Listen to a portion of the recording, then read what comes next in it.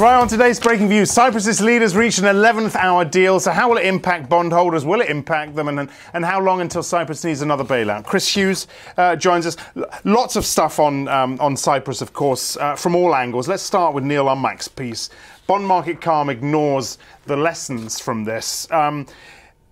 Capital controls, partial breakup, U-turns in the middle of the night. They're still calm, though. Yeah, I mean, throughout this whole saga, this potentially huge crisis, markets have been incredibly sanguine. And today, when you have the final, hopefully the final bailout package laid before us, markets have gone up a bit, but they didn't go down very much. I mean, but that actually disguises somewhat the fact that the world really has changed over the last week with Cyprus. What we've seen is some really extreme measures being contemplated.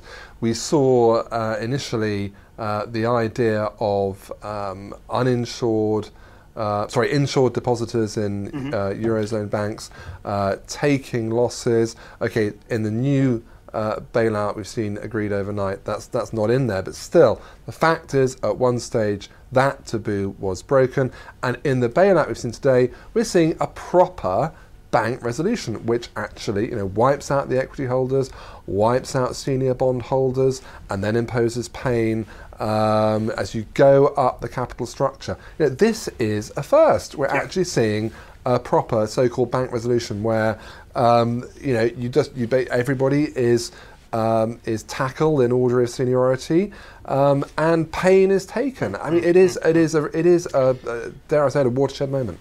Why are the bondholders not reacting more? Well, look, clearly this is it's actually a small number in this case, and there was already, we already knew that the regulation was moving in this way, but there is a sort of apocalypse now element rather than apocalypse 2015, or whenever you thought that the new sort of bail-in regimes are really going to kick in. Look, we're seeing it today. So there was some preparation for it, but I do wonder whether the market's fully appreciating just how much risk there is when you buy into a bank capital structure. Okay, banks reopen tomorrow, supposedly. All this talk of a bank run. What happens to Bank of Cyprus? Yes, it's got some deposits off Laiki. But let's face it, as the local economy tanks, bad debt spiral, I mean, it's not the best situation for Bank of Cyprus. No, it's a dire situation. This is Cyprus's largest bank. It is being kept alive. There was talk over the weekend that it might too go into sort of some bad bank process, but no, it's being kept alive. It's going to take some deposits from Laiki, its smaller rival, and there is going to be some pain felt by some of its larger depositors as they sort of fund its own bail-in. It's meant to emerge from this with a reasonably decent capital position, and on paper may look okay. But if you look at the environment it's in, I mean, the damage for the last week to the Cypriot economy, the hit to its status as an offshore financial centre, it's going to be really tough. And this is something Hugo Dixon talks about in his piece today, editor at large at Reuters. The disastrous handling of this, the bloated banking system that's been left, and his headline.